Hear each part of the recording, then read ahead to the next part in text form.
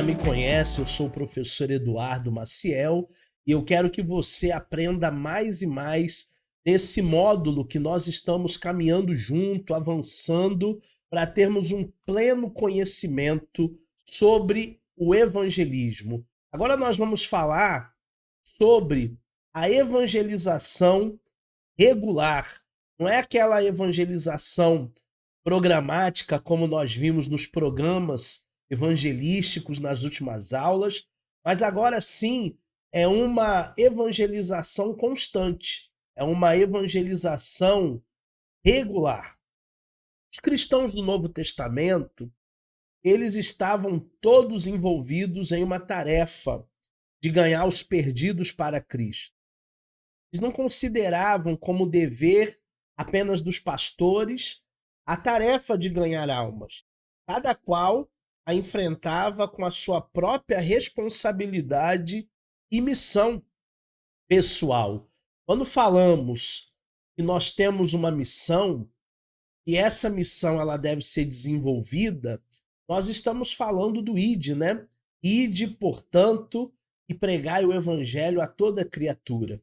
Isso não deveria ser observado apenas pelos pastores como uma obrigação pastoral ou uma responsabilidade dos evangelistas, mas isso deveria ser colocado na vida de todo cristão como uma missão integral, como uma missão de responsabilidade maior para cada um de nós. Afinal, Deus ele não chama apenas os pastores, né? Deus ele chama pastores, os mestres, os doutores, os evangelistas, os profetas, os missionários, também a mim, também a você. Talvez você não tenha cargo eclesiástico nenhum. Talvez você não foi reconhecido ainda por uma unção específica. Mesmo assim, o ID e a responsabilidade de fazer discípulos, de levar a boa nova, ela é de cada um de nós. Para a igreja primitiva, a evangelização fazia parte do seu cotidiano, do seu dia a dia. Não haviam intervalos. Era tempo e fora de tempo. E os remidos se ocupavam constantemente, firmemente, da importante missão de apresentar ao seu Salvador para as almas perdidas. Se nós pensarmos no número de pessoas que estão se perdendo sem Deus, sem Jesus, principalmente em épocas de feriado, né? Carnaval, Natal, Ano Novo, pessoas que muitas vezes abusam das bebidas alcoólicas e pegam o volante, pegam a estrada e acabam se envolvendo em acidentes trágicos. Se nós contabilizássemos o número de pessoas que estão perdidas, que estão morrendo sem Deus, eu acredito que cada um de nós intensificaria esse trabalho de evangelização. Veja o que o texto de Atos, capítulo 5, versículo 42, ele diz: e todos os dias, lá na igreja primitiva, no templo, nas casas, eles não cessavam de ensinar e de anunciar Jesus Cristo. Então era uma missão diária, era uma missão do cotidiano. Eles não faziam por uma obrigação, por um dever, ou porque Deus iria pesar a mão sobre eles, nada disso. Eles faziam por amor. Quando nós fazemos por amor a obra de Deus, nós estamos operando no nosso dom. Operar no nosso dom é aquilo que nos dá maior satisfação, maior alegria. E além de operar no nosso dom, nós estamos trazendo vidas para o reino de Cristo. Obviamente, nós estamos vendo nesse curso o evangelismo de uma maneira estratégica, o evangelismo de uma maneira pensada. Mas isso é algo que a igreja primitiva fazia no seu dia a dia, no templo, nas casas, nas visitações. A evangelização de casa em casa. Entrar dentro do lar de alguém é uma oportunidade sem igual. A partir deste momento, tornamo-nos mais íntimos, mais amigos, né? E podemos abençoar melhor as vidas, queremos levar a Cristo. O texto de Mateus, no capítulo 8, no versículo de número 14, ele fala exatamente sobre isso, turma. Ele fala da cura da sogra de Pedro. A sogra de Pedro estava com uma enfermidade, com uma febre, e porque Jesus ele era íntimo de Pedro, Pedro então achou que poderia convidar o mestre para ir na sua casa. Será que o mestre ele realizou o pedido de Pedro? Mateus capítulo 8, versículo 14. Tendo Jesus chegado à casa de Pedro, viu a sogra do Pedro acamada, com febre. Mas Jesus tomou-a pela mão e a febre a deixou. E ela se levantou e passou a servi-lo. Olha que coisa interessante. Jesus ele vai à casa de Pedro nas suas visitações. Ali a sogra de Pedro estava enferma, estava doente. Ele leva a palavra de cura, ele pega ela pela mão e instantaneamente ela se levanta. Esse é o poder de Deus que está em Jesus, que está em mim, que está em você também, porque nós podemos usar esse nome com veemência, com autoridade, principalmente com fé. Evangelização de casa em casa é sinônimo de programa regular de visitas. Temos que ir aos lares daqueles que estão doentes e que precisam de médicos. É justamente o que Lucas, no capítulo de número 7, no versículo de número 36, é justamente o que o evangelista Lucas, ele fala sobre pessoas que precisam de ajuda, pessoas que precisam de uma mão amiga, doentes que precisam de médicos. Lucas capítulo 7, versículo 36 diz assim: E um dos fariseus convidou Jesus para que fosse jantar com ele. Jesus, entrando na casa de um fariseu, tomou o lugar à mesa. Olha que escândalo! Como é que o mestre, filho de Deus, santificado, limpo de coração, ele vai comer na casa de um fariseu, de um hipócrita? É um escândalo para a sociedade religiosa da época, os puritanos da época. Mas Jesus ele diz: olha, quem precisa de médico não são os sãos. Precisa de médico são os doentes. Vocês estão bem, vocês não precisam de médico. Agora, os fariseus, eles precisam sim da minha ajuda, da minha atenção. Sugestões para visitações. Vamos ver agora algumas sugestões que a nossa lição aqui dá para quando a gente vai fazer esse trabalho de casa em casa. Nunca perca de vista que você é um representante do céu. 2 Coríntios 5:20 fala exatamente sobre isso. Nós somos embaixadores. Quer ver? 5:20. Portanto, somos embaixadores em nome de Cristo, como se Deus exortasse por meio de nós. Em nome de Cristo, pois pedimos que vocês se reconciliem com Deus. O que é ser um embaixador? Embaixador é ser um representante. Que faz o embaixador dos Estados Unidos aqui no Brasil? E representa a nação norte-americana.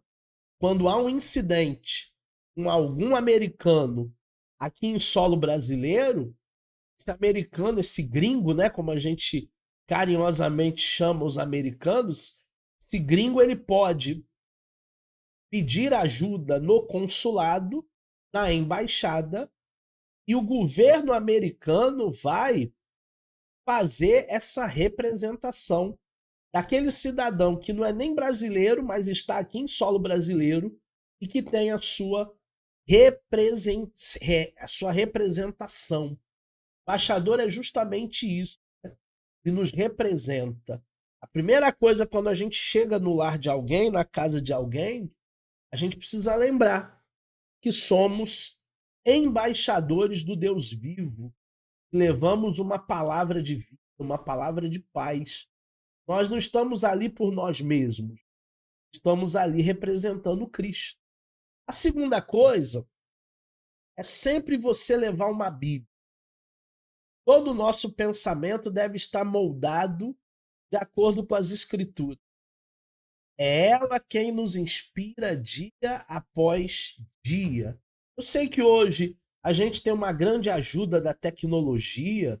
Eu mesmo, que nas aulas não uso Bíblia de papel, uso, né, a minha Bíblia digital aqui na tela para espelhar para vocês. Mas mesmo com celular, smartphone, tablet, iPad, é importante que as pessoas vejam você com as Sagradas Escrituras na mão. A Bíblia é como se fosse também uma credencial. A Bíblia é como se fosse também algo que nos identifica como um povo diferente, o povo da promessa. Em terceiro lugar, não entre em polêmicas ou discussões. Fique discutindo com ninguém. Não há vantagem nenhuma em você discutir na casa de uma pessoa, na intimidade de uma pessoa. Lembre-se, não é a sua casa, é a casa de alguém que você está visitando. Não há vantagem nenhuma em você ficar discutindo religião. Lá em Tito, no capítulo de número 3, no versículo de número 9, ele fala exatamente sobre isso, tu. Evite discussões tolas, genealogias, controvérsias, debates sobre a lei, porque são inúteis e também sem valor. Existem polêmicas, são polêmicas vazias, polêmicas que nós não chegaremos a lugar nenhum. Aonde que cabe essas polêmicas? Cabe numa sala de aula teológica. Fora de uma sala de aula teológica, quando você está no lar de alguém, na casa de alguém, mesmo que alguém não pertença à mesma fé que nós partilhamos, nós devemos sim levar o amor, não as polêmicas, não as coisas que nós ouvimos e vemos desse mundo. Afinal, nós somos embaixadores do céu. Então, seja menos religioso e mais humano. Abrace as pessoas, fuja sempre de discussões, fuja sempre de polêmicas. Em quarto lugar, mais uma sugestão para visitas. Foque em um assunto. Em algumas visitas, as pessoas perdem o foco com facilidade, conversam muito sobre tudo e pouco sobre a Bíblia. Sabia que quando a gente quer falar de tudo, a gente não fala de nada? Por isso é momento de sermos específicos, sermos diretos, irmos ao ponto certo. Existem pessoas que são tão redundantes, que elas dão tantos rodeios para falar o que precisa, e as próprias pessoas se perdem dentro de um pensamento muito complexo, pensamento muita falta de coerência, de coesão. O importante sim, turma, é você ir direto ao ponto. O importante sim é você não perder o foco. E em quinto lugar, deixe alguma literatura antes de você sair. Uma maneira de você fazer com que a pessoa se lembre da nossa visita, é uma maneira de deixar algum material para ela meditar, orar, ler e se aprofundar ainda mais na palavra. Então, a sua visita vai se tornar uma visita inesquecível quando você deixar um material ali para a pessoa consumir. Pode ser um Novo Testamento, pode ser um evangelho, pode ser um livro, né, um folheto. Sempre bom você ter um material impresso para dar de presente para a pessoa. E a evangelização no templo, os primeiros discípulos de Jesus, eles não só evangelizavam de casa em casa, mas também eles evangelizavam no templo. O objetivo de toda a pregação é alcançar a alma dos homens, seja nas casas, seja nos templos. O ministério da evangelização precisa ser levado adiante pelos seguidores do Senhor Jesus. O ministério de Jesus, ele nunca foi exclusivo para uma determinada gama de pessoas. Não. O ministério de Jesus, ele era inclusivo. Ele incluía os demais. Ele nunca fez uma exclusividade para o seu povo. Ele sempre dava uma inclusão para fariseu, para samaritano, para criança. Jesus ele sempre foi aberto até para os marginalizados. Muitas igrejas nos dias atuais parecem ter esquecido dessa herança preciosa que a igreja primitiva nos deixou.